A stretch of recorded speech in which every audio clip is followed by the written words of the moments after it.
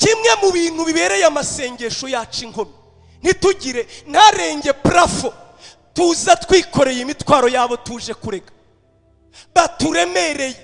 Kandi ibyo byoroshe, nurebe ko turi bake mu rusengero, mvuze ngo dufite amasengesho y'iminsi 3 yo kubarega. Wumvise title 3 yo kubarega? Rwatubana ruto, rwatubana ruto, 3 yo kubarega. Atuzokobaje wese murege, mukubitisha inkuba, hamagara ibyo yagutwaye, mubwire ye kubona mahoro.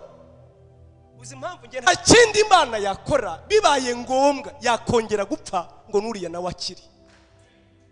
Nutarumva ko Imana ari data wa twese, gusenga uzaburetse kubikora. Ibintu bibiri by'ingenzi dukwiye gusenya, hanyuma ndabizi iminota iraza kumfasha, bibiri nibura mbivuge muri make. Dusenye ibi bintu byombi nkuko Yesu yabisenye, nkuko Yesu yagize gute yabisenye. Tubanze dusenye gusengera mu misozi, tunasenye Yerusalemu, hanyuma twubakaho Yesu yubatse. Namwe nimwumve, data wa twese uri mu ijuru, izina ryawe ryubahwe, ubwami bwawe buze, ibyo ushaka bikorwe mu isi nkuko bikorwa mu ijuru. Ngomeze bwiza bwanditswe na Yohana ibice 4:19. Naravuze ngo hano kera ngo ntibubizi, yewe nakuze mu Apoloso, narabatijwe ndanakomezwa. Rero tukiri mu Apoloso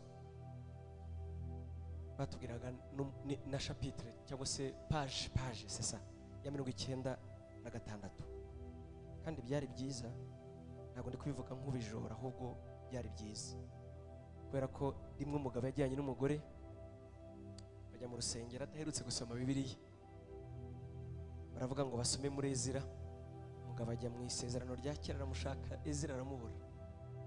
Abwira madamu ati kandi maze iminsi mbona abana bankinishiriza Bibiliya, ninde wakwiye Ezira muri Bibiliya? Iyo uvuze page rero ntushakishiriza kure, nibura uhita wumva aho byerekeye.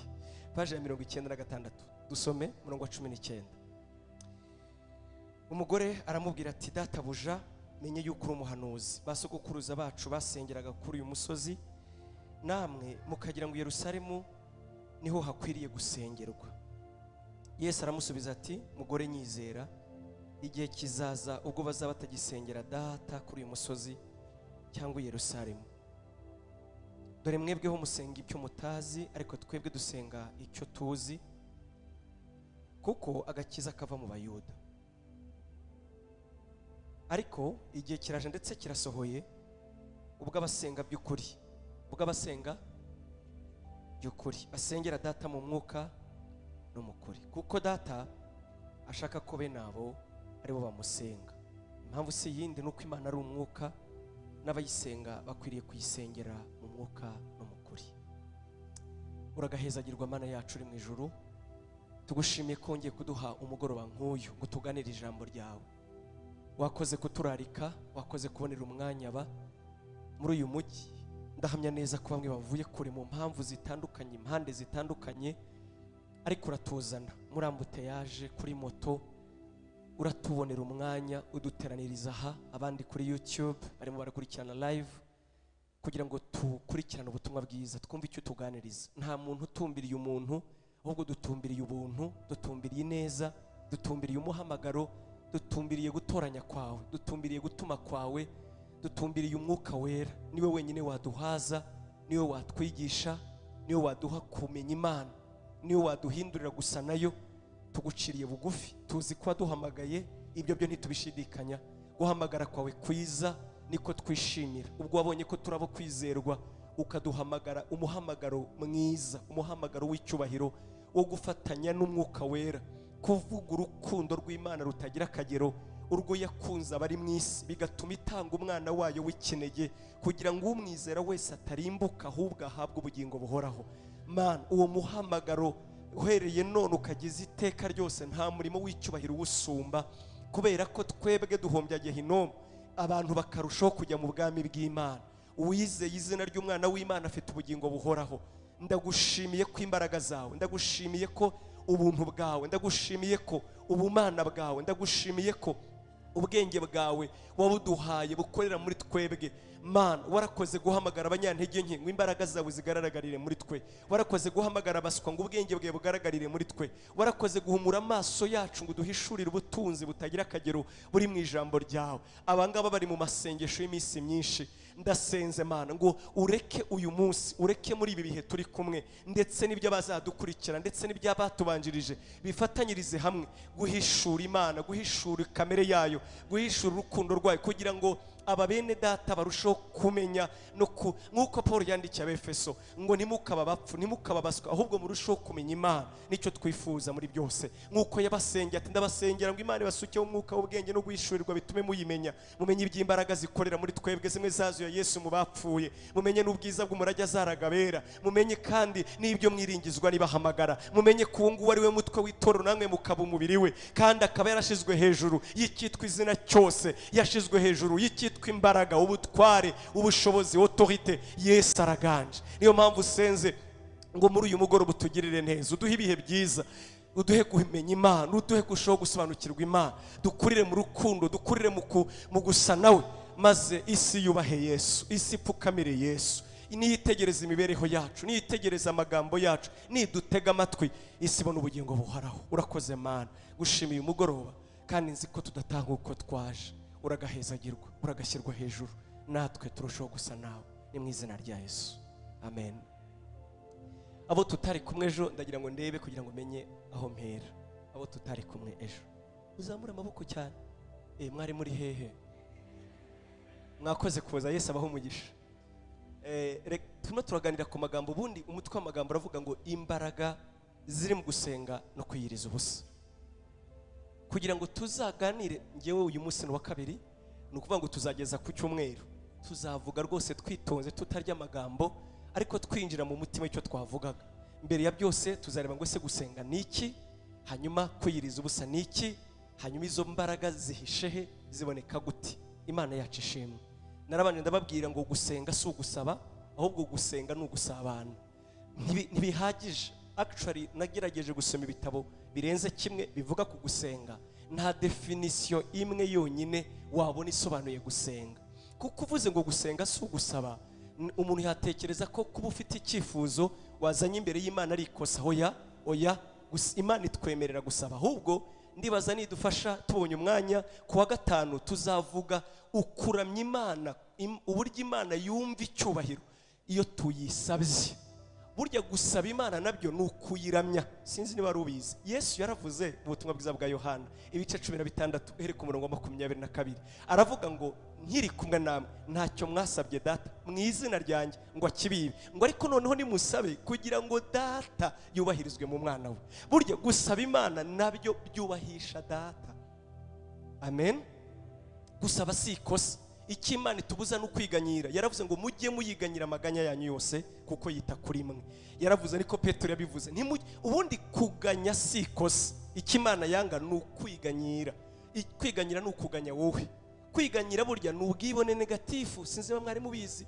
Iyo wiganyira wowe burya ububwira Imana ngo ni wowe gusa wandwanyije, iyo utarwanya mba mgeze kuri. Nicyo bivuze kwiganyira. Umwanzi ifite ni wowe, iyo utaza kundwanya wumva ndenze. Kuko akenshi abiganyira baberekana bavuga ngo ntureba abo twiganye, ngo ntureba abandi bakobwa uburyo bamaze kurongorwa, abo twabanye barabyaye. Ni nko kuvuga ngo ni wowe undwanya, iyo utarwanya nanjye mba ndenze. Kwiganyira ni ubwibone negatifu, ni ubwibone bubi, ni ubwibone bugana ahandi hantu. Kuganya si bibi, gusaba Imana si bibi, ndetse byubahisha data. Iyo tuje imbere y'Imana tukagira icyo tuyisaba ikakiduha, byubahisha data. Ariko byaba biteye isoni, byaba ari ukutamenya gusenga ukugize gusaba. Ahubwo gusenga ni agace gatoya, ndetse urebye mu isengesho ry'umwami wacu Yesu, gusaba rimwe na rimwe usanga ntaho yabisize. Namwe nimwumve, data wa twese uri mu ijuru, izina ryawe ryubahwe, ubwami bwawe buze, ibyo ushaka bikorwe mu isi nk'uko bikorwa mu ijuru. Ngomeze nimumbwire, hanyuma utubabarire ibicumuro byacu nk'uko natwe tubabarira ababiducumuyeho. Ntuduhane mu bitwoshye, ahubwo udukize wa mubi, uduhe ifunguro ridukwiriye. Hanyuma nanone bigende gutese kuko ubwami n'icyubahiro turinde wa mubi. None ngiyeyo ndebye iryo sengesho nibaza Yesu, none ngiyewe ndi hehe? Dutangirira kwa data tugasoreza kwa data, kuko aravuga ngo kuko ubwami n'icyubahiro no gukomera n'ubwiza byose birangirira kwa data. Gusenga rero nibyo harimo agace gato. Yesu yaravuze ikintu kimwe, yabihariye gusa kurindwa umubi, uturinde wa mubi. Nshuti zanjye, ntabwo Imana yanga ko tuyisaba, oya, Imana ikunda ko tuyisaba. Ariko nk'uko navuze, gusenga rero si ugusaba, ni agace gato kagize pourcentage nkeya cyane, ahubwo kandi nanone mvuze ngo gusenga no gusabana ntabwo byaba byuzuye nanone, kuko gusenga birimo kuramya, gusenga birimo kwerereza, gusenga birimo gukuza, gusenga birimo gushengerera, gusenga birimo ibintu binini birarenze, ni bigari cyane. Ibyo byose byitwa gusenga. Imana yacu ishimwe, Imana yacu ishimwe, Imana yacu ishimwe. Nk'uko nabibabwiye ejo, hari amakosa barokora dukore tukayakora tutabizi. Muri no minsi bisigaye bintera ubwoba, kuko iyo mbisesenguye numva bigamije gutuka Imana. Munyumve neza, iyo dutinyuka tukavuga ngo kwizera kurarema, gusenga kurarema, bavandimwe, ni ugutuka Imana. Imana niyo yonyine irema. Uranyumva neza? Imana niyo yonyine muremyi. Imana niyo yihariye gukora ibitangaza. Imana niyo yonyine yihariye kuzura abapfuye. Ntabwo kwizera kurema, ntabwo gusenga gufite imbaraga. Igifite imbaraga ahubwo nuwo wizera, nuwo uramya, nuwo usenga. Nkuko nababwiye, niba gusenga gufite imbaraga, ubwo abasilamu bageze kuri, kuko nabo barasenga. Ubwo abahindu bageze kuri, kuko nabo barasenga. Gusenga siko gufite imbaraga, igifite imbaraga nuwo dusenga. None icyo gikorwa cyitwa gusenga kikagira valeur, kikagira agaciro, uwo murimo ugira umumaro kubera uwo twasanzeho. Gusenga ubundi ni nk'inzira Imana yashizeho, cyangwa imiyoboro Imana yaciye ngo iyo itaboneka natwe turi mu isi iboneka bibashe kuduhuza. Amen. Niba gusenga rero kuterekeye kuri yo kandi bidakozwe nk'uko yabivuze, gusenga ntacyo kumaze. Nge ndavuga ibyo nzi neza, nigeze kumva umukobwa ndavuga ibyo nzi neza, ibi mvuze si urwenya, Imana imbabarire, ntabwo nteye urwenya. Nigeze kwiyumvira umukobwa asenga arimo ateza undi mukobwa imihango idakira, kubera ko yashakaga ngo amuvire ku mugabo, barwaniraga umugabo bombi. Ubwo rero agasenga ati mu izina rya Yesu umuteze imihango idakira, umuteze ibibyimba mu nda. Ubwo uribaza namwe nimumbwira, ubwo yasengagiye iyo mu ijuru cyangwa iyo Mana iteza imihango abantu? Yerega n'abajya imbere Imana bagasenga ngo Imana yarambwiye ngo buriya ngo umugabo wanjye ngo nisenga, ukirirwa wica umugore wanjye, azara mumureba paka dushaje. Ntabo muzi se mwebwe? Ntabo muzi? Nabivuze ejo, ingorane iruta izindi bavandimwe. Hari umudamu w'umunyakenya twahuriye muri supermarché hano i Remera. Duhuye ninjiramo, nari mvanye umwana kwa muganga ku ishuri, nako kwa muganga yararwaye, nyura hano ngo mugurire jus. Mu gihe yarimo amereza jus, ndamubwira nti sinzi akantu nabonye, ndambwira ntawe urakijijwe? Ati yego, ndagutumiye kuri eglise, twari dufite amasengesho nk'uko kwanyu. Arambwira ati kubera iki sunumiye ku rusengero? Ati ku rusengero dufite atambwira ngo uranumiye ku rusengero? Ati buriya mufite amasengesho? Nti yego. Ubibwiwe n'ikizi? Ati Abanyarwanda ndabazi muhora mu masengesho. Ni wowe si wanyu? Ati twebwe muri Kenya tubagereranije namwe ntabwo twabigereranya. Ati hano murasenga iteka usanga buri torero ryose riri muri 40, 21, ayirindwi y'umurambararo, ayirindwi yo kugaruza ibyacu, ayirindwi noneho yo kwivumbura. Ntimubizi namwe? Ayitatu yo kurakara. Arabimbwira sanga nibyo. Ariko ambwira ikintu cyambabaje, arambwira ngo ariko iyo urebye gusenga kwanyu n'umusaruro bitanga ntaho ihuriye. Kubera iki se? Kubera iki? Ugira ngo Imana yanga abasenga? Namwe nimwibaze, ndabasabye nimutekereze. Hano muri AR mufite 40 jours, sibyo? Ntizarangira ngo kuri Pasika ndabizi Restoration Church bazaba bafite 40 jours nabo. Vivante natwe ntitwacikwa, birumvikana n'abandi.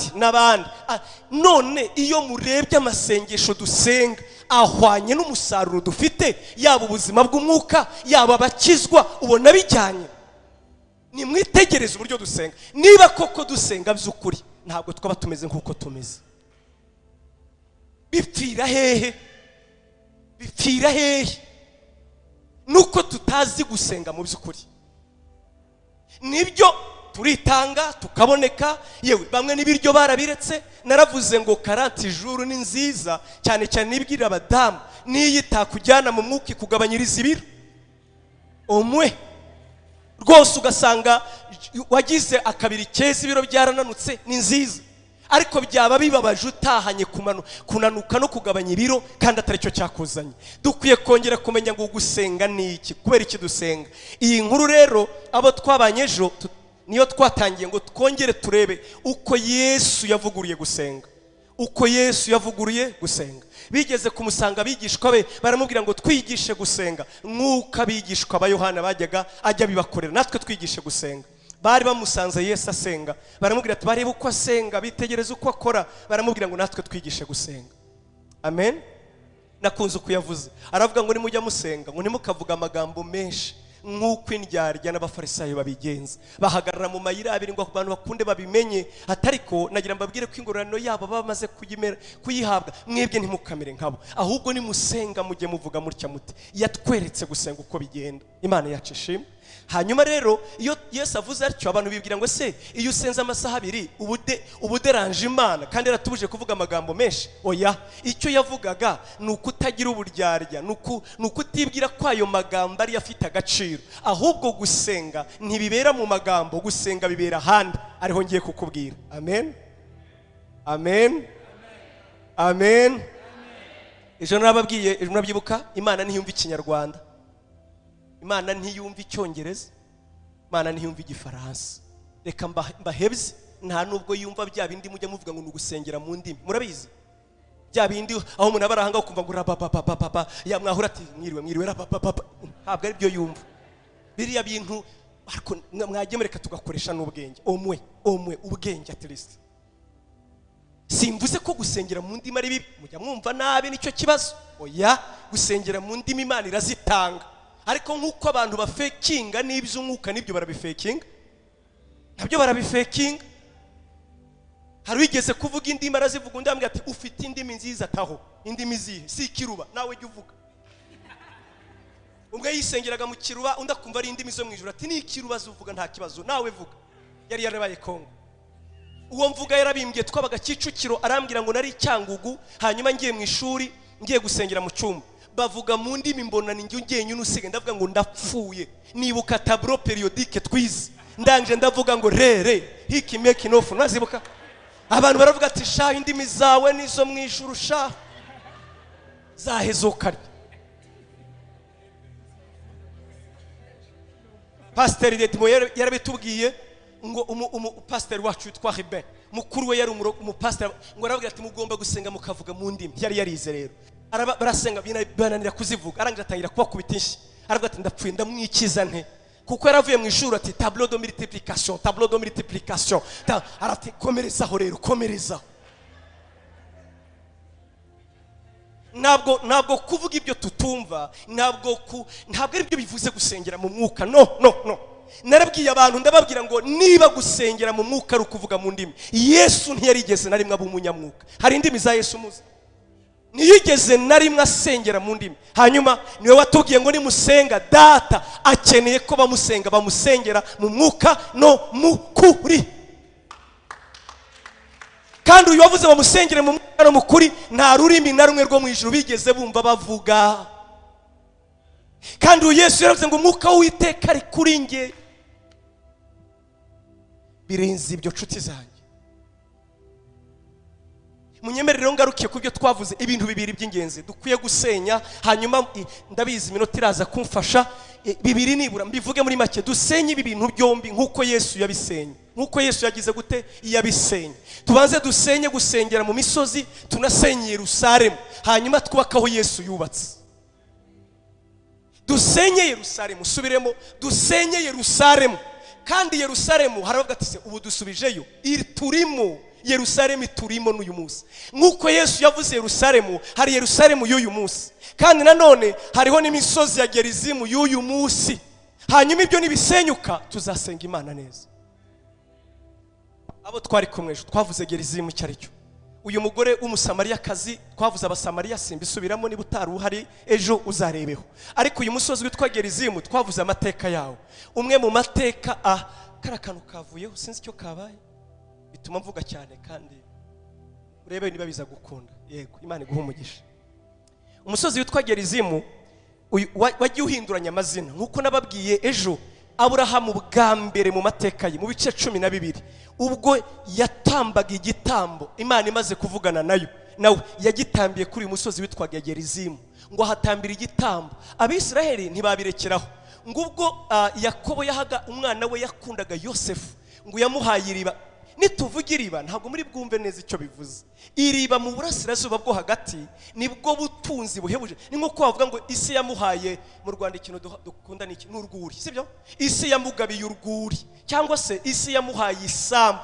Burase birakomeye kungana gutyo ra. Oya, iriba mu burasirazuba bwo hagati ni nko kuvuga ngo yamugabiye ubuzima, kuko iriba nicyo kintu gifite agaciro kuruta ibindi byose kubera ko ni mu butayu. Uranyumva neza? Kuvuga rero ngo aha hantu ise ngo yahamugabiriye iriba ni nko kuvuga ngo na ahantu hadasanzwe, n'amazi adasanzwe. Amazi mu burasirazuba bwo hagati niyo mari iruta izindi zose. Kuvuga rero ngo isi yamuhereye iriba bumvaga ari ibintu bidasanzwe. Icya gatatu, Imana ibwira Mose, Imana pana abantu, Imana ibwira Mose mu bice 27 mu gutegeka kwa kabiri, iramubwira ngo nimumara kugira mu gihugu nzabaho ho gakondo hari imisozi ibiri nimumara kwambuka. Iyo misozi ibiri umwe witwa Gerizimu undi witwa Ebali, hagati niho hari inzira. Ngo aya mategeko yose mbabwira dore wowe Mose ntuzambuka, ariko umbwirire Yosuwa n'abandi bakuru b'abatanu nimumara kwambuka mu gihugu mbajyanamo. Ndabasabiza uyu musozi witwa Ebali muzashinga ibuye, hanyuma iryo buye muryandikeho imivumo yose izabazaho nimutumvira amategeko. Nanone umusozi Gerizimu wa wundi Imana yiyeretseho Aburahamu, hahandi igitambo bagitambiye, hahandi hari isoko n'iriba rya Yakobo, hariya muzahazamure muhashinga ibuye. Iryo buye muryandikeho imigisha yose izabazaho nimwumvira amategeko n'amateka y'Uwiteka. Kuva icyo gihe Abisiraheli batangiye kujya bajya gusengera ku musozi Gerizimu, bakajya kuhasabira umugisha. Iyo babaga bumva bakiranutse ku Mana bazamukaga Gerizimu bakabwira Imana ngo waravuze ngo uzaduha umugisha nitwumvira amategeko. Bagafata kuri ryabuye bagasenga berekeje kuri ryabuye bavuga ngo iyi migisha yose yanditse kuri iri buye irakanzaho kuko numviye amategeko.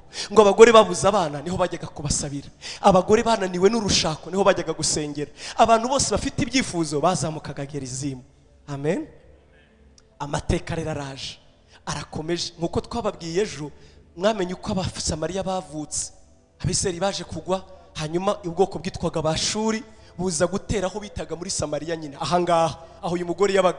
Batwara abantu habinyago, bamaze kubagezayo Abanyashuri n'Abisirayeli barabyarana. Ubwoko rero bwavutse nibwo bwaje butura ahangaha hitwaga Samariya, babitaga Abanyasamariya. Abanyasamariya ni nko kuvuga ngo abantu batujuje ubuziranenge, abantu batari Abisirayeli nyakuri, abantu bo kunenwa, abantu bivanze n'andi mahanga. Aba rero bitwa Abanyasamariya nubwo bari bafite ibibi, mwanya ntitwawubona ntibyakunda niyo twamara icyumweru cyose izi nkuru za Bibiliya ntitwazimara, reka zicagaguremo. Ngo abangaba bitwa Abanyasamariya mu gihe bari bivange banenwa, bari basigaranye ikintu kimwe cyo kwirata, ni umusozi Gerizimu. Umusozi kuvuga ngo nubwo mutunena, nubwo mutugaya, muzajya muzi wacu kuhashakira Imana.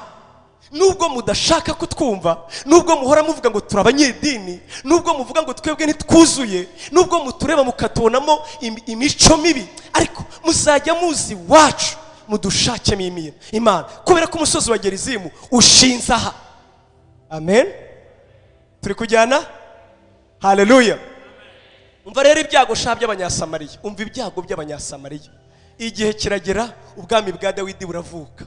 Ubwami bwa Dawidi bumaze kubaho, Dawidi nk'uko yabigambiriye kera abwira Imana mu Zaburi 122 avuga ngo ngewe n'142 ngo sinzabonera ubuturo, ngewe Dawidi sinzabonera amaso yanjye gusinzira, ibihene ntibizafatana, ntarabonera intwari ya Yakobo ubuturo, ntarakubakira inzu nanjye sinzaruhuka. Ngo akajya abwira Imana ngo iyo ntashyi wanjye ngenda nk'umujura, ngenda nk'umuhemu, iyo ninjiye mu nzu yanjye ngo inzu yubakishije ibiti byitwaga imyerezi.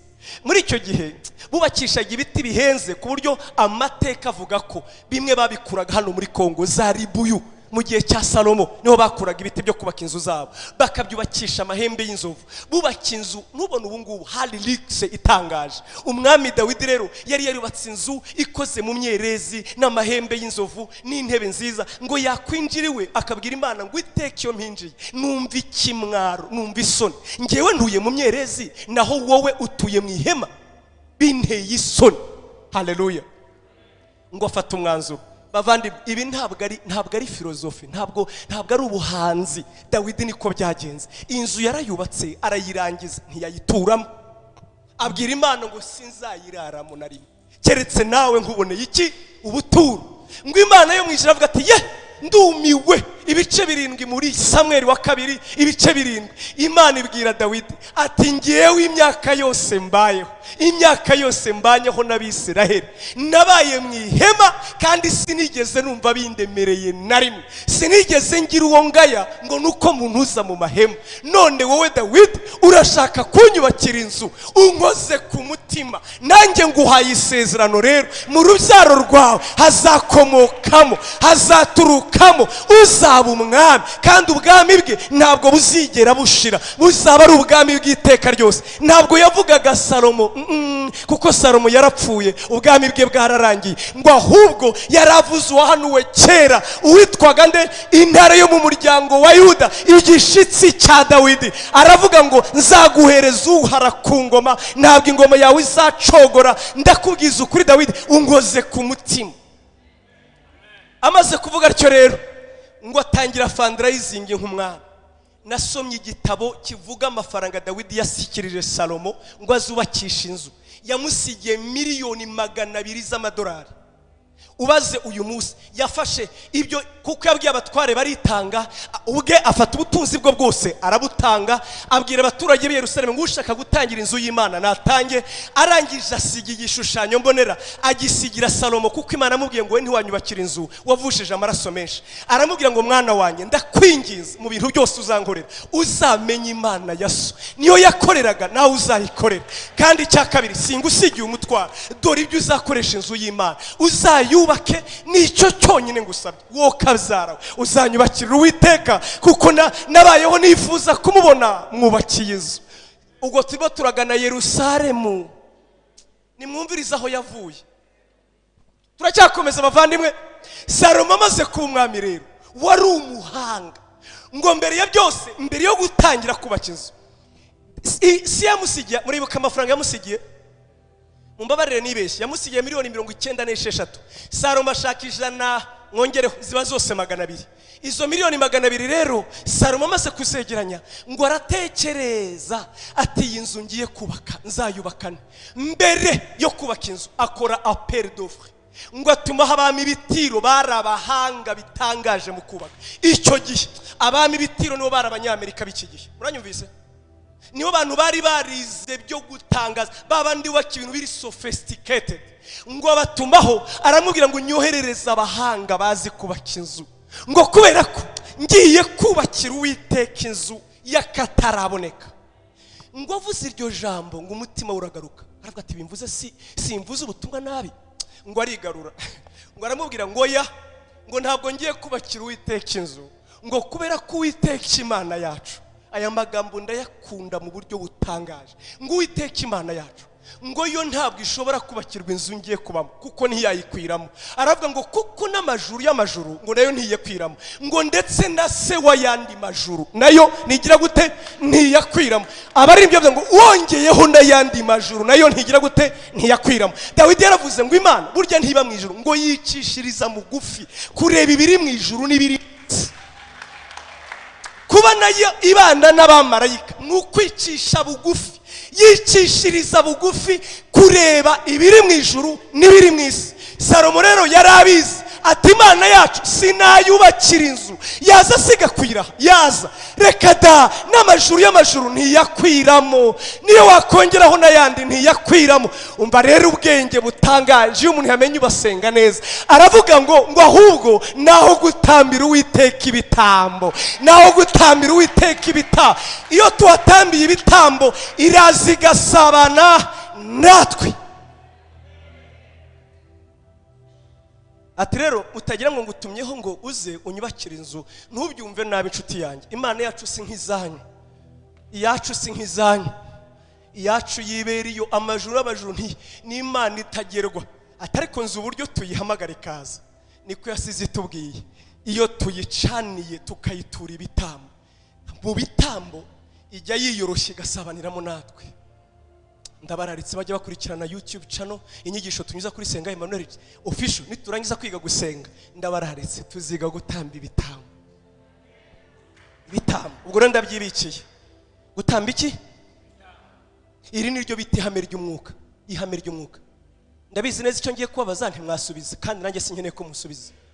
Abagiye kuraguza sinkeneye ko musubiza. Abagiye kuraguza babatumye ihene imwe y'umukara cyangwa se inkoko y'ibara rimwe. Ntimubizi neza? Burya umupfumu wavugana n'imyuka, ariko kugira ngo avugane nayo we bimusaba icyo bita point de contact. Burya kugira ngo umupfumu abaze basekuruna ngo abakurambere barambwiye, kugira ngo abashe kuvugana nabo bisaba icyo bita igitambo. Ni nayo mpamvu Imana yavuze ngo ni kugira ngo ijuru rikunde dusabane, ni ukugira ngo abe icyo bita point de contact, ni igitambo. Ntabwo soza mbabwira ngo mugitange humura. Muraza kumva icyo twebwe Yesu yadukoreye yo kabyara. Imana yacu ishimwe cyane. Yerusalemu rero barayubaka miliyoni magana ngahe.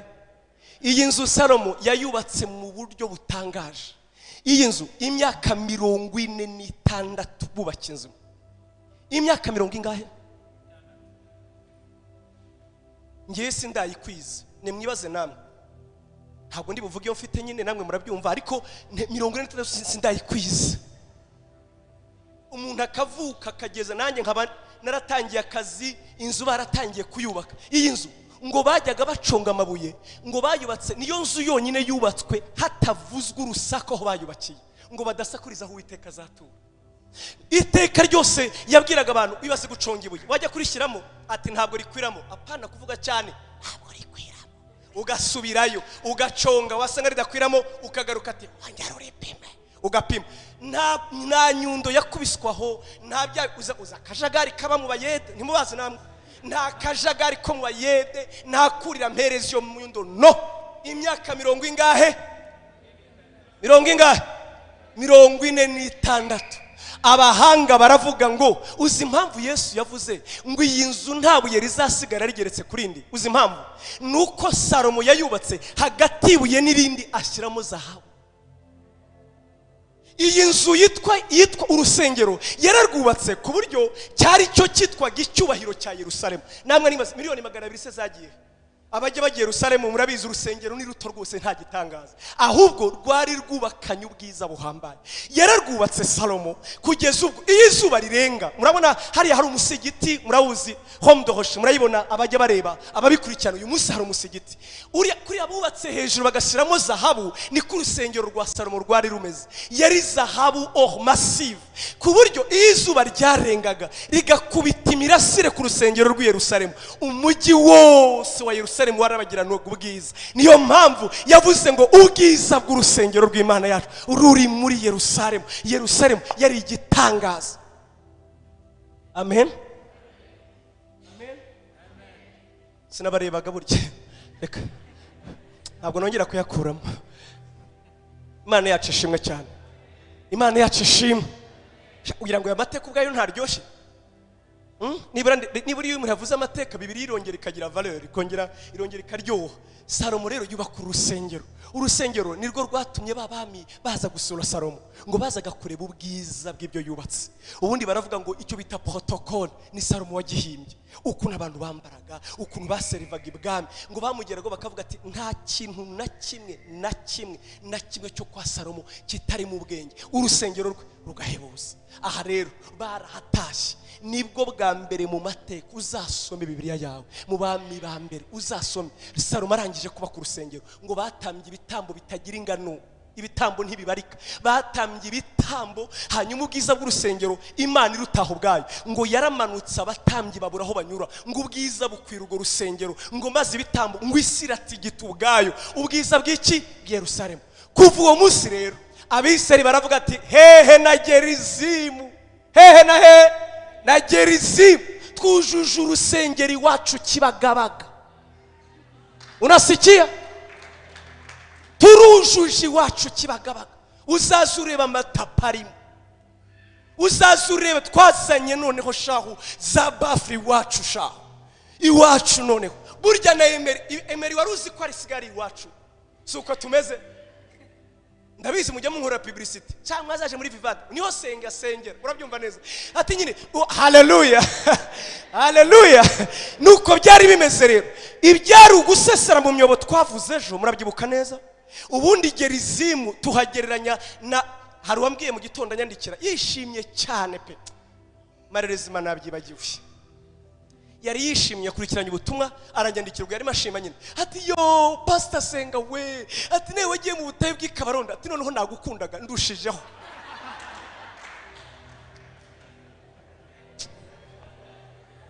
Ati ye baba we, ati ubutayu bw'iwacu urabuzi nawe wabugiyemo. Ati ye baba sinamurebaga ariko nabagavuga ati yo no.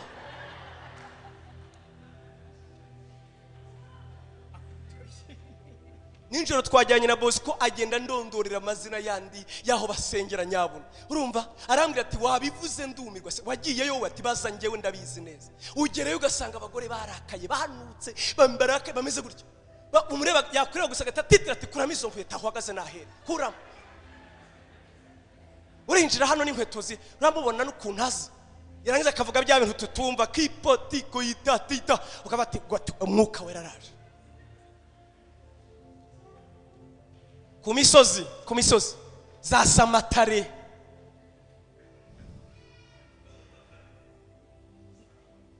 aho harashaje, hari tugeze muri reka amafiriti ngutabare. Tugeze mu cyo bita muri Urgence, harabitwa ngo mukinzanye. Urumva nimuhazi mwebwe? Mukinzanye muri Urgence mu murabyo, ngo iyo hageze ngo isengesho ryawe ngo abari umurabyo ngo ni sho arewe.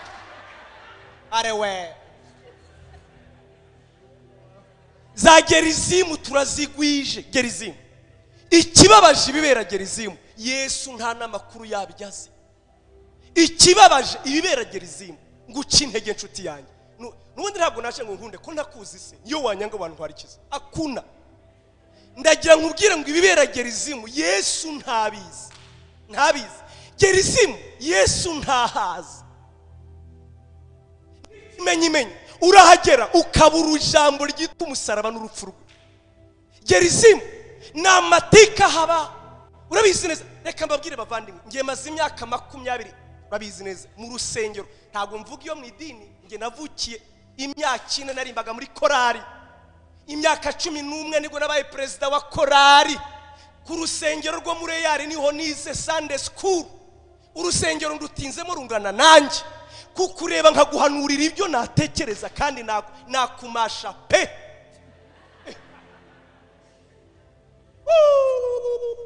Umukobwa ungana nawe sa ahangayikishwe n'iki? Si umugabo n'abana?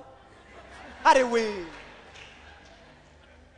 bigoye hiki kureba umugabo nka Emery. Ni kurabi ibyifuzo birazwi ku isi, nakazi, ni boss, ni umugore, ni bene wanyu. Abagore bo barabazi kubamasha. Mwebwe muramukazi wenda mubonye arakurangije ati ye baba we. Hari umuntu ugiye kugutwarira umugabo muri no minsi, mbonye umugore w'inzobe muto ugasara ati burani karunaka, ntakubwira wari we, ugatangira ukabaceka bose rero bose ukabavamo. Buriya ni Honorine nako siwe neza, ariko siwe ntiyaba ari kanaka. Babasiga hano mugatanga amaturo mugataha murakaye. Ntacyo babwire ngo iki, bimbabaza umutima.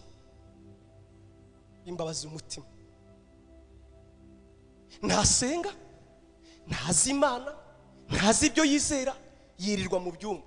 Noneho naratangaye, abacuruzi bo ntibajya basenga, ngo ahubwo aramwishyura akajya kumusengera.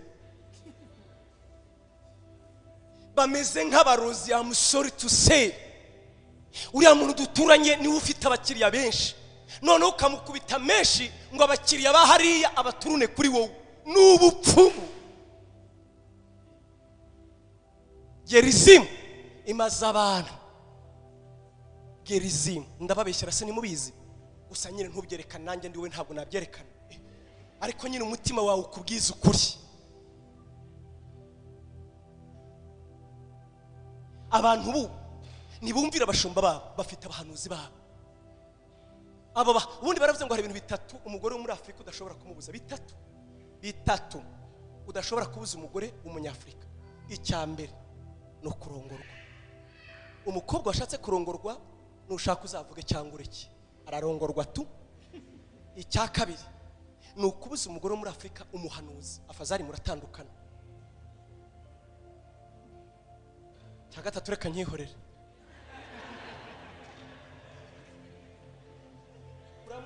Uramubwira ukamubwira ntakumve kugeza igihe ndavuga ndi umupastori nza bazishenye biruka inyuma y'abahanuzi.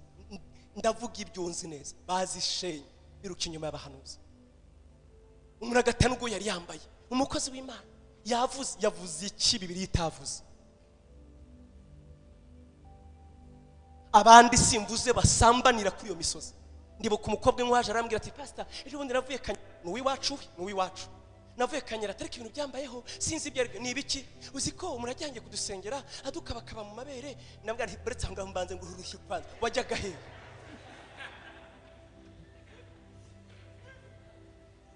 Yarabivuze ngo nkajya numva umujinya urava mu ngu uzamuka. Kandi ubabwira buryo umuntu ananira umuhana ariko umushuka. Bana we Gerizimu ziratumaze. Gerizimu mwebwe mwaba pastor ndabibabwiye nuko batebabwira mwese hano muri abanyamubiri mwari mubizi. Iyo bavuye Gerizimu baza babapakiyemo ko nta mana ibarimo, bakajya bavuga ati kunangana burange muri nge munyamwuka gusa ko ninjye unanutse hano ati barabishe biriya bara n'abanyamubiri. Mbega ibaze namwe ikintu bavana Gerizimu. Ntabwo ndi guhimba nge ndavuga ibyo nzi.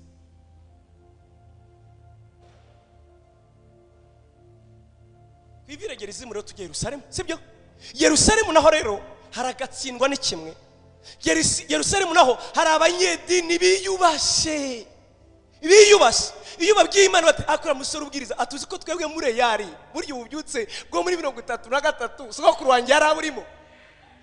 Abantu Yerusalemu ntacyo wababwira azi indirimbo zose uhereye ku ya mbere uwera nyiringabo nyiri ugakomeza izagakiza. Aza abantu ko basimburanye uhereye ku bwa Bununguri. Nise Bununguri arabazi neza uko bagiye basimburana, uko za paruwasi zubatswe. Abo ngabo rero ritirije iyo uteranye ntuvugija isengesho rya Jacques Chrysostome. Uranyumva neza barakubwira ati ko uruwahehe. Ntabwo ari uko twebwe muri mwitorero ryacu dusenga. Aba Yerusalemu nabo nibakorwaho. Abo ngabo ugomba gusenga mu njyana isanzwe mwitorero. Urabona buri torero ryose rigira injyana yaryo. Niba rero injyana ari Mwami Yesu ntuvuga utyo nabwo ni iki. Twe tuzamura injyana utangiye kwicara uturije.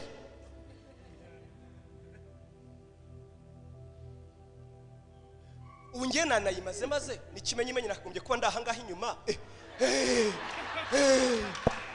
Mumbabarire nako. Ariko nyine muranyihanganira muba mwatumiye abo mu macaci. Ubu nayimaze hari abantu batari gufashwa bavuga atari kuri awe nuwahe. Nta nubwo nambaye akantu niba abantu bo mu macacizi.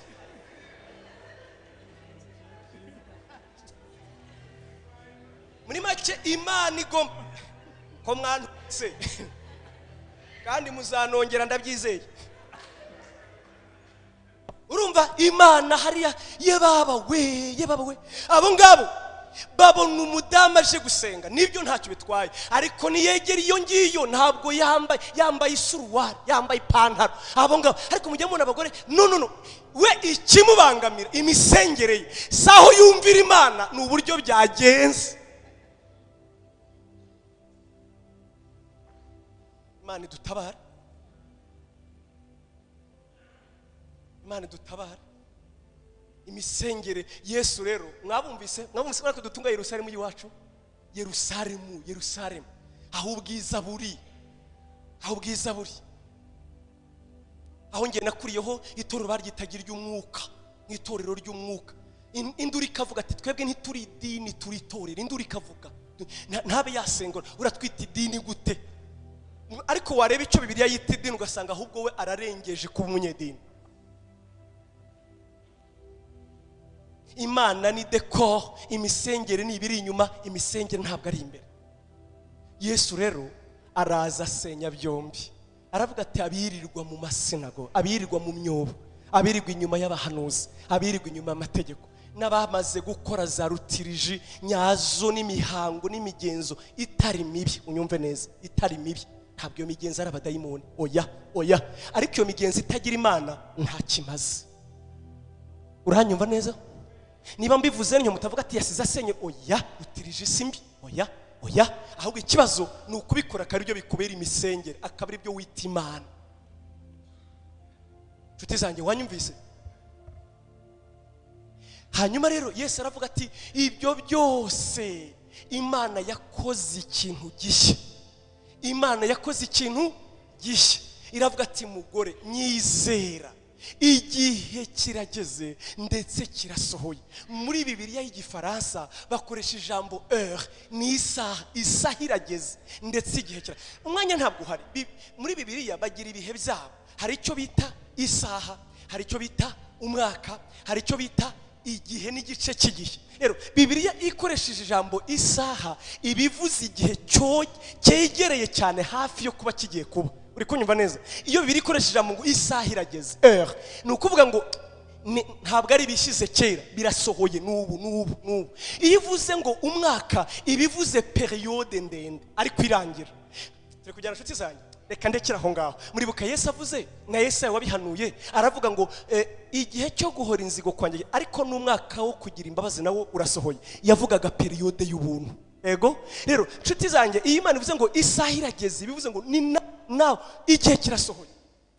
Aravuga ngo igihe kirasohoye ubwo abantu batazaba bagisengera data mu misozi, batazabasengera data muri Yerusalemu. Ndavuga muri rutonde, mu bintu bikwiriye, mu mihango runaka ari ubanza, runaka no ukurikira. Igihe kirasohoye ngo ubwo abasenga by'ukuri basenga nde ngiye uyonza kuba hari urya Musa, nari guhita mubwira nti wa munyamubiri we, wa mupagani we, wa muhanuzi w'ibinyoma we, yaza kuba ari ngewe. Kubera iki? Cyaraziraga. Nta Mwisiraheli wasengaga data, oya. Abisiraheli basengaga Yehova, basengaga Yahwe. Uzabaza amateka, iyo bandikaga ijambo Yahwe bahamagaraga umu artiste w'umutamzi, akaza agakaraba, yamara gukaraba ntibamukozeho igitambaro kugira ngo ataza kwandura, agakaraba amazi yeza, agafata ikintu yandikisha, agakoza mu irangi, akandika inyuguti Y ya igreje, agashyira hasi, akongera akajya gukaraba, izina ritegerwa, akongera akumutswa n'umuyaga, akagaruka agafata icyandikwa akandika hash, kugira ngo azarangize kwandika ijambo Yahwe. Byabaga bimutwaye umwanya. Kubera iki? Ni Imana yo ihambaye, itegerwa, iteye ubwoba, yo gupfukamirwa. Nuko bayibonaga. Yesu arangije arabihindura, ntiyavuga ngo igihe kirageze ngo musenge Yahwe. Uwo Yahwe aramuzana amugira nka kanyandekwe. Muranyumvise? Cyangwa se Karasira, cyangwa se Sebununguri, aragenda amugira nka Sosha. Ibaze nawe, aravuga ngo igihe kirageze ndetse kirasohoye. Ubwo abasenga, icya mbere bagomba kumenya ko uwo basenga ninde. Ntabwo akiriyo yabyaye abantu bwa kabiri, yabyaye abantu bagira abana.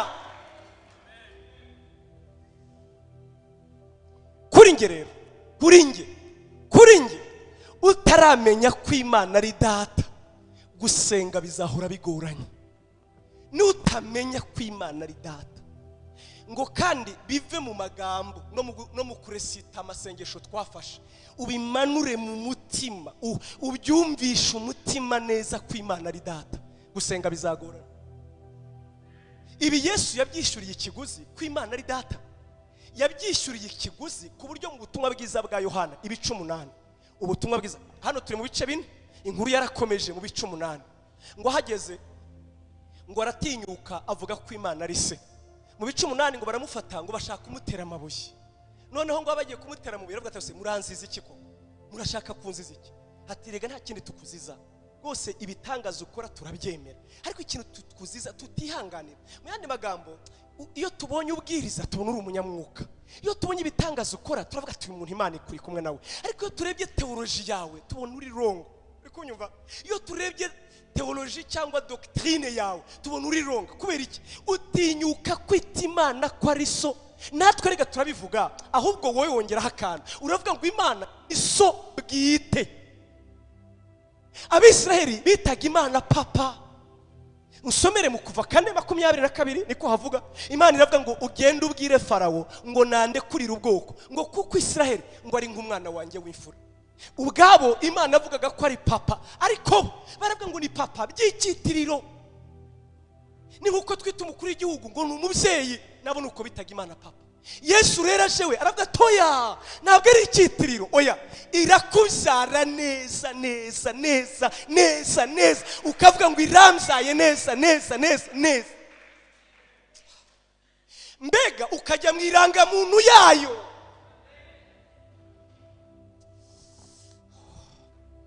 Niyo mpamvu bavuze ngo igihe kirageze n'isaha gusa. Iyo saha yaravugaga hasigaye iyo minota itararangira ishingiye ku kuvuga ngo kugira ngo yitwe so neza, mubone uko mu musenga ari so neza, nuko ngomba kubanza kubambwa ngapfa mu maraso yanjye. Unyizera wese nkuko Yohana yavuze aravuga ngo bakundwa turi abana b'Imana ariko uko tuzasa ni kurerekanwa.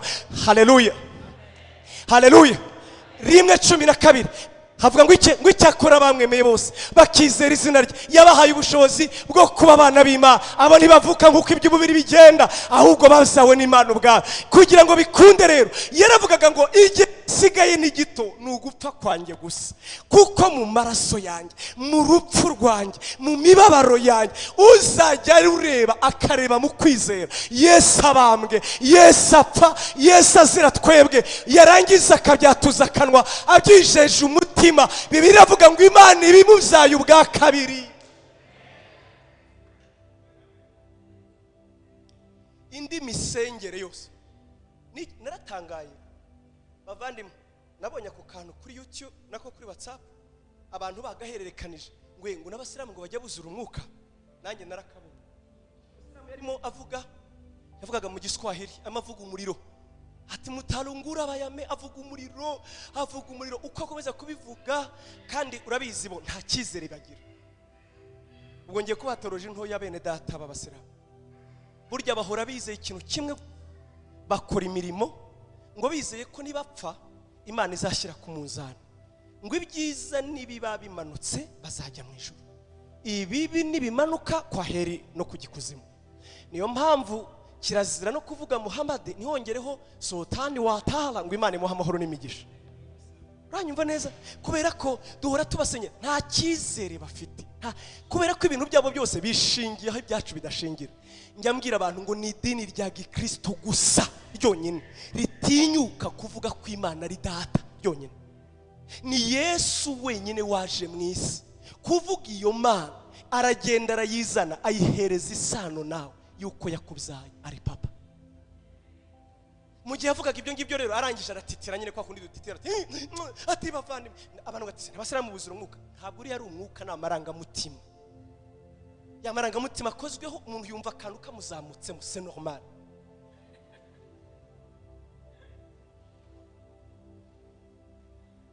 Kandi ari amarangamutima araryoha, ni ukuri pe araryoha. Uziyo nyine wumvise yakozweho ukajya umva utuntu tukwinjemo twudushagarira nyine ugatitira, c'est bon, ntabwo ari bibi. Kandi yana n'umwuka yatitiza simbyanza, ariko icyo shaka kuvuga sibyo biranga umwuka. Oya, umwuka w'Imana ngo icyambere ahubwo atubwira atwemeza yuko turi abana b'Imana. Umwuka w'Imana ngo hamanya n'uwacu neza neza neza yuko turi abana b'Imana. Imana yatubyaye iki? Ubwa kabiri. Intumwa za Yesu zabimeneye amaraso, uhereye ku mfura y'iwacu ndavuga Yesu Kristo yabimeneye amaraso. Bagiye kwa Pilato baravuga ngo uretse nuko azirura isabato ngo aranigereranya agatinyuka Imana ko ari se bwite. bamurega ibinyoma, baramurega nawe ntiyigeze ahakana, aravuga ati ngewe ndi umwana w'Imana. Ibindi byose bavuze yaracecetse. Njya ntanga nabwiye abantu ntuzigere wisobanura abantu bakurega. Subiremo, ntuzisobanura abantu bakurega. Gusa icyo ngusabye uzavuge gusa bigeze mu guhamya icyo uri cyo. Uranyumva? Anje aribona iyo isenga agira narababuje ntimukamvugire ngewe. Numva abantu bice bakamvuga nabi, ujye usabira imbabazi aho.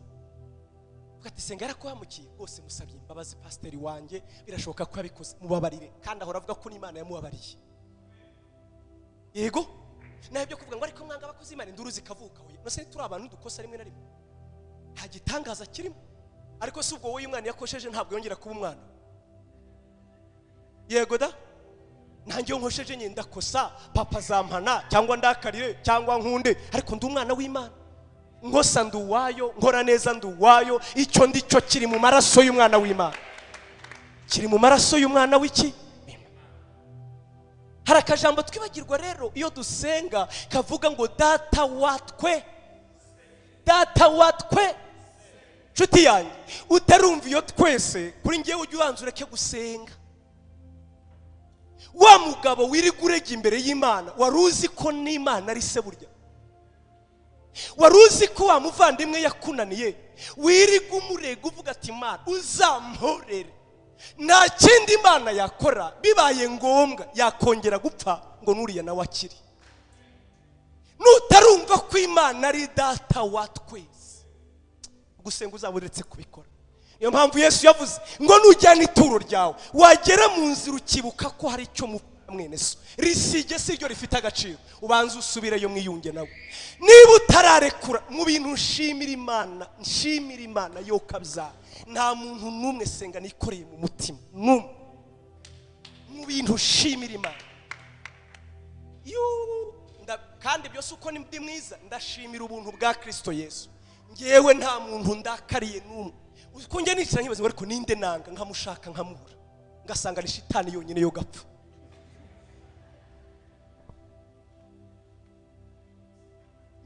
Ushobora kunkosereza numva ndababaye pe nkababara, ariko iyo ngeze imbere y'Imana na rimwe numva uri umutwaro kuri nge. No, narabivuze ngo ibi byarinjiye mu mutima, ndabizi neza.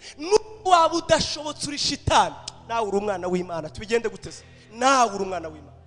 Njye ndeba abahungu banjye iyo barwanye rimwe na rimwe, cyane umuto ajyaza kundegera umukuru nkaho azi ko ngende papa wenyine. Uranyumva?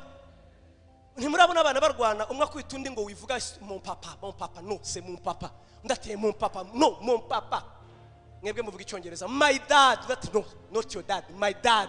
Ndati even my dad. Erega induri karwana, ntibararwana kuri mwebwe. Iwacu bibayo bakarwana iryo jambo umukuru mutakarira ati no, akumva nkaho wagira ngo baramutwaye wese. Reka nkubwire, iyo mukubise rero asa nugiye guhamagara bombe atomike, ngwino umurangize senga. Mon papa viens. Kandi yampamagara rimwe na rimwe asubira n'inyuma akazana ibibando kugira ati ntabwo yije yitwaje, kanza nkwereke. Rimwe yigeze kuzana icyuma, urora kuto azazanye kutati munyereke ntabwo aziko aho nkore kuri mukuru we afazari naze kubitwa, aho kugira ngo icyo cyuma nkimukozeho nakikozaho ngewe. Urwo rukundo ntararwumva, nuko data ameze.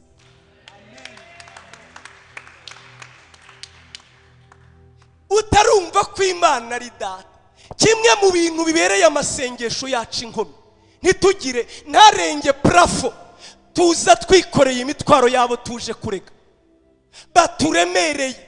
Kandi ibyo byoroshe, ntureba ko turi bacyane mu rusengero. Mvuze ngo dufite amasengesho y'iminsi 3 yo kubarega. Wumvise title 3 yo kubarega. Iyo rwatubana ruto, rwatubana ruto 3 yo kubarega. Atuzo ko baje wese murege, mukubitisha inkuba, hamagara ibyo yagutwaye, mubwire ye kubona amahoro. Uzi impamvu nge ntajya mbibigisha, ndabibabwira impamvu. Nuko namwe muri abo ngabo, ndabizi neza muri abo ngabo. Bibaye ngombwa ko turegana, wasanga rega ari wowe nanjye twicaranye, ni wowe nanjye twicaranye. mu rusengero gusa twe turabanyarwanda abanyarwanda umuzana mu rero yareba ukamuzana ugiye kumwicara nyibutse izina Florent witwa William yabona William yicara ugumuzanye protocole ukamuzana yabona William imbere agata yicara hari ngiye ntabwo nakwicara na William arakata William hawo muzi se muri kiliziya urabona abo bajya bahana amahoro ya Kristo nyuma ya genocide rero barasangiye byandi byose bavuga nyine utubabare ibyaha byacu ko twabona kwa kundi bagira ko twagucumuyeho utubabarire ngende umunyabyaha arabivuze byose noneho rero niyo barangije kwihana bagati muhana amahoro ya Kristo ahindukira mugenzi wataye utampaye muri genocide wiyampera yampera ndeka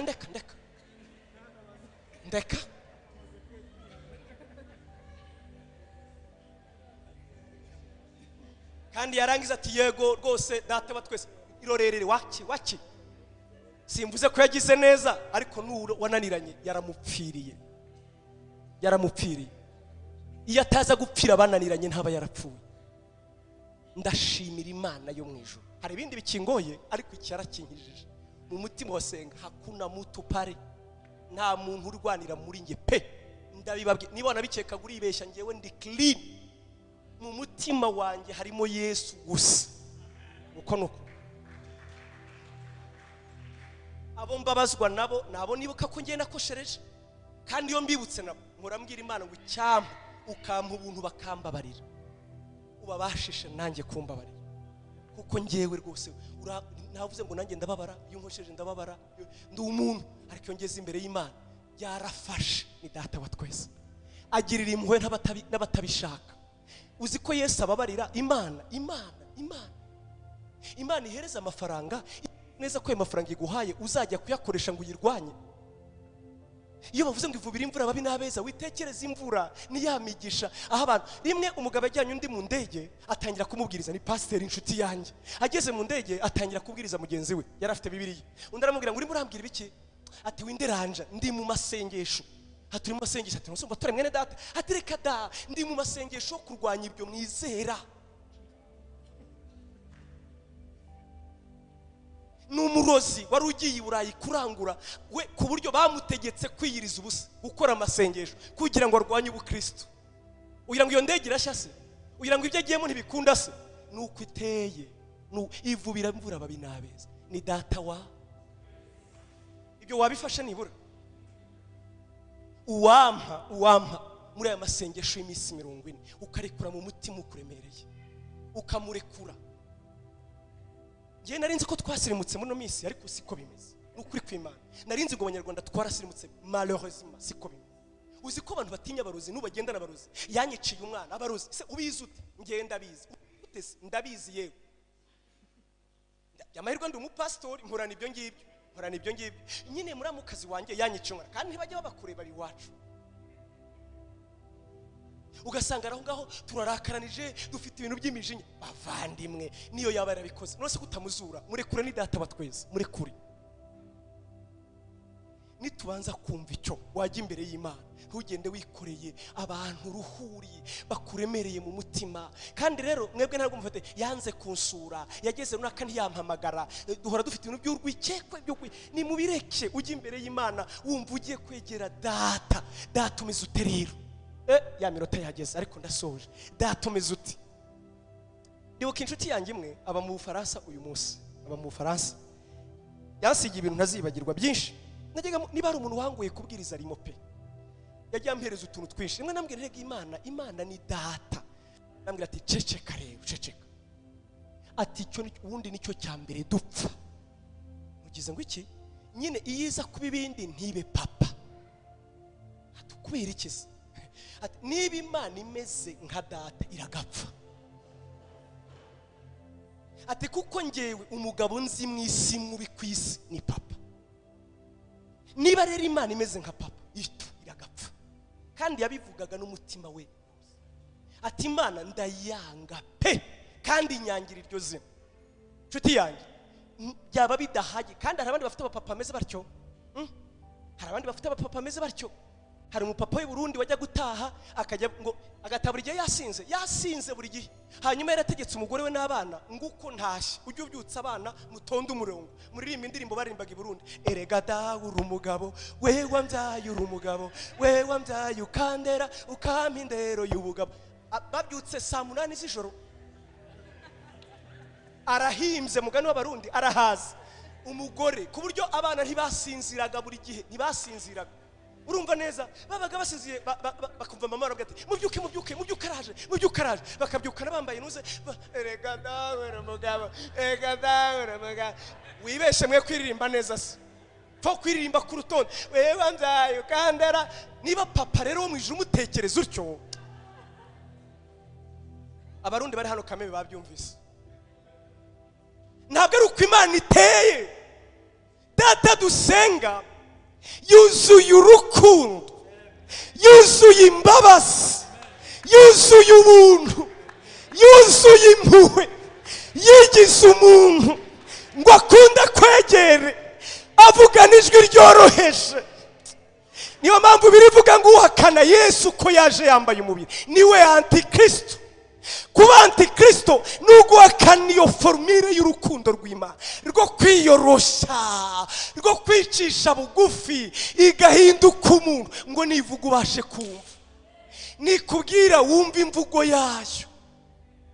Njya mbona bajya gusenga bamara kuhagera mbere y'ibindi byose ngo Imana ngo hano ngo yakujugunya mu idirishya ngo urayikinisha wowe. Ariko se ngewe ndizanye tubwizanye ukuri, hari abandi sizi inyuma hari abanze kuza, ubwo ngewe nje ni ngewe mubi kuruta abanze kuza. Bose yarababuze ku buryo yabica, nawe shira mu gaciro. At least ngewe ndaje basi, abandi banze, abandi barimo barayirwanya, none iyo yirukana bayisanga ku buryo kunyuza sino mu muryango ati subire muvandimwe singukeneye ni mu idirishya. Iyi Imana iteye gute kwe? Namwe nimushyire mu gaciro iteye ite? Ngiye hari njya mbwira abantu ngo iyo ngiyo ntaho duhuriye ni yawe, iyanjye suko iteye. Iteka iyonje biteze ibiganza ibimbwira ngo nari ngukumbuye. Abahungu banjye barantegereje bien sûr, kandi nanjye I can't wait, ndabakumbuye. Uziyo mbabonye hashize ibyumweru 2 iteka mbona barakuze. Uwo munsi mbahereza icyo bashaka cyose. Nabo barabizi neza, nibwo barya junk food. Papa aujourd'hui no guteka turarya ibyo bitari byo gutwera iki. Arabizi neza uramukumbuye, arabizi neza uramukumbuye. Kandi iyo tumukumbuye uwo munsi mama wabo nta kintu bavuze ni papa. Kwera iki? Papa turasohokana, papa arangurira ibi. Nanjye uwo munsi mba ndi generous baguhereza, tuba tuzongera ejo. Ariko uyu munsi mba merewe neza. None niba ngewe ndi mwiza gutyo, iyo mwijiri iteye ite? Iragutegereje, iragutegereje. Nujuza gusenga juza nka Dawidi uvuga ngo nari nkumbuye amazi y'i Yerusalemu, nari nkumbuye kwegera yicaye kuri ya ntebe, nari nkumbuye inkunda integereje indeba n'impuwe isanira imimyenyurira imbwira ngo karame senga, ngwino muvandimwe, ngwino mwana wanjye, ngwino. Juza wigize ishyana ahubwo mugani w'abandi uzi uvuga ati ndagiye yari integereje, mvuye mu kajagari yari integereje ngo dusabane nyabo. Amen, amen, amen. Nimumara kumenya ko Imana ari uko iteye rero muzajya mureka ibya bintu byo kwimunyamunya. Urabona ngewe ndabijya mbibona tukaza duseka twagera hariya nkaho wagira ngo yicaye hano nyine ireba abinjira bavuga, icunga abinjira bavuga n'abatitonze. Hanyuma tukamara kwicara tukiyegeranya nyine tugatangira mwami Yesu mwana w'Imana, like ibintu nk'ibi.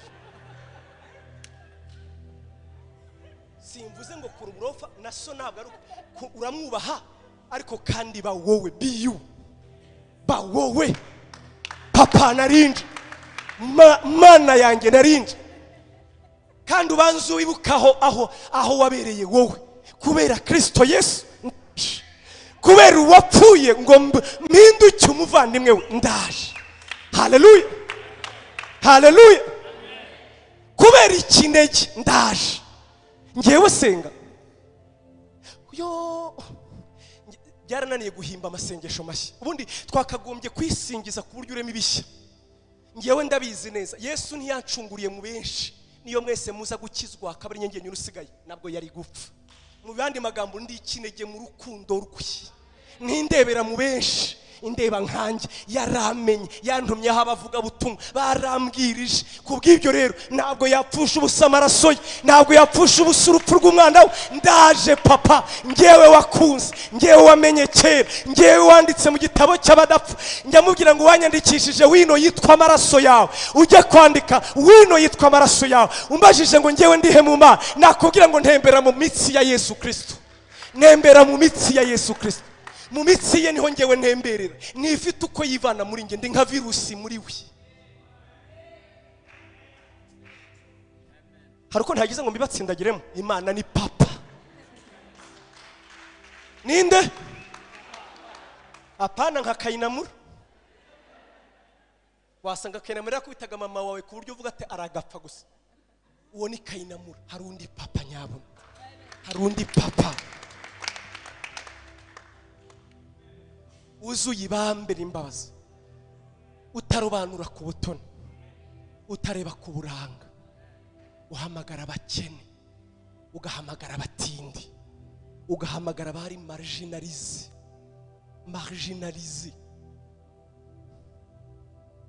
Uranyumvise neza? Uhamagara abatawe, ubwira indushyi.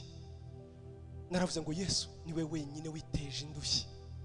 Uhamagara ngo nimuze mwese abarushye n'abaremerewe, musange ndabaruhura. None twebwe twarabihinduye, twigize abanyamwuka, twarabyimbye. Ubwira kujugunya mu idirishya, iyo ni yawe si yanjye. Urutwe na Yobu wavuze ngo naho yanyica napfa nyiringira. Mwebwe abana banyu, umwari wakubita umwana, uzareba abana ntibakunda kwemera ko ababyeyi babo babahana. Ndavuga ababyeyi b'abagore. Uramukubita akaguhungiraho nanone, kandi iyo aje nawe ntiwongera ngo ukubite, wumva ucitse intege mu maboko, ugaterura ahubwo ugahoza. Niyo yadukubita ntifite uko itugira, turabaye. Icyampa mbere ya byose, mu gusenga mbere ya byose, wibuke ngo usenga ninde? Data. Rega n'abantu ngo babaye abanyamwuka ukumva ravuga ngo ariko wowe ndavuga ibyonzi namwe muzi ndabizi. Ubwo hano yaje hano ngo yarakaye ngo afite ifuhe ry'umwuka, ni muri ababona mwebwe, akaba afite ifuhe ry'umwuka. Ngo ariko ngo yigukinisha Imana, ngo Imana ni so, ngo Imana ni nyoko. Niba atari data se ni iki? Niba atari data ni iki kindi ahubwo?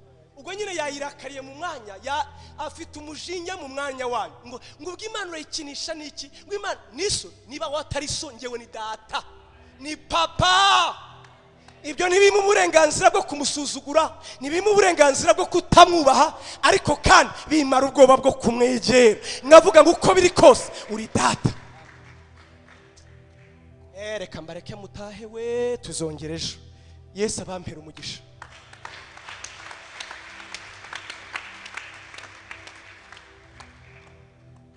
Pastor karibu, Imana ibahe umugisha. Ejo tuzasengera ibyifuzo muhumure, nabwo tuzabisengera. Yesu abagirire neza, tuzongera ejo. Ejo tuzaba tureba gusenga mu mbaraga. Gusa imbaraga kubera iki gusenga ari imbaraga? Why?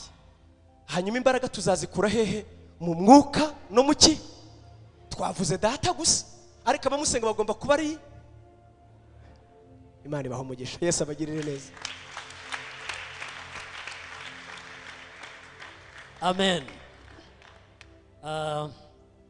Reka twongera amashimwe, tukomera amashimwe Imana yacu. Yesu yarakoze ko yaje kuturuhura, yaraturuhuye Yesu. Kandi yaturuhuye byinshi, arabizi hari igihe byatubagaho, ariko Yesu yaraturuhuye. Turasoza, turakira Yesu adusuhuze. Reka haguruka basuhuze, ni umuyobozi wacu, tugomba kumuha na madamu. Bahaguruka dusuhuze.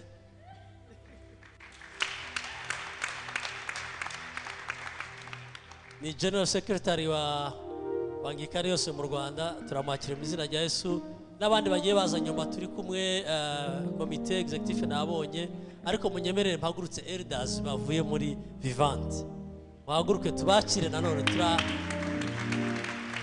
Turabyubaha, turubaha. Haleluya.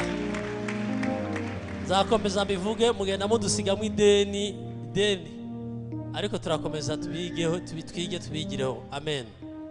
Haleluya. Munyemerere nakire mushiki wa Nsenga, tumwakire, ahaguruke tumwakire mu izina rya Yesu. Mushiki wo maraso, Yesu.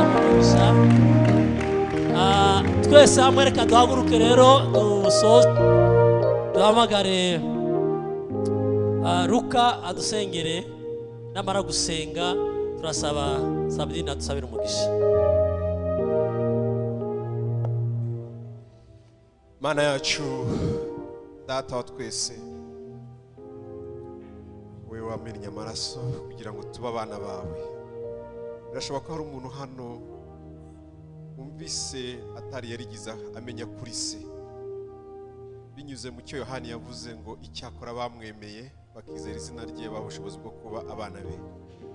Reka umuntu uyu mwanya y'isaha yemere kuri Data, yemere kuri Imana, yemere ko wapfuye ukazuka kubw'ibyaha byacu kandi ukamugira umwana we. Reka uwihannye wese wasabye imbabazi, utajyaga kubona agakura mu mihango gusa, umva guri kure, yumva izo mbabazi, yumva urwo rukundo rwa Data. Reka twese turi hano dutahe tuzi ko uri Imana Data, uri Imana y'urukundo, uri Imana y'imbabazi, uri Imana itari kure yacu, tutagomba gushakira misozi Yerusalemu n'ahandi, ahubwo tugushakira mu kuri no mu mwuka. Reka Mana buri wese uri hano yumve umuhinduye, kuko nicyo cyakuzanye kikakujyana ku musaraba ukamena ya maraso. Turagushimira ijambo ryiza, tugushimiye umugaragu wawe umuha umugisha, tugushimiye ko wageze hano wose umuha umugisha. Buri wese yumve ubwiza bwo kugira Data wa twese, yumve umunezero n'amahoro n'ibyishimo, yumve urukundo, affection yo kubana na Data. Emmanuel, Imana turi kumwe. Urakoze Mana, kandi uhabwe icyubahiro. Dushoboze kuzongera kuboneka umunsi w'ejo, n'abatabonetse baboneke. Umugisha buri wese, kandi Imana akomeza kutwikururireho, ndetse n'abandi barushye baruhure, nk'uko babivuze ngo yemwe barushye n'abaremerewe. Hari waruruhijwe n'ibintu bitandukanye mu ruhure, kandi ubwiza bwawe yumve bwinjira, ya mahoro utanga, wa munezero, bya byishimo bakumenye uduha, reka nawe abyumve. Urakoze Mana, ni mu izina rya Yesu tubisabye.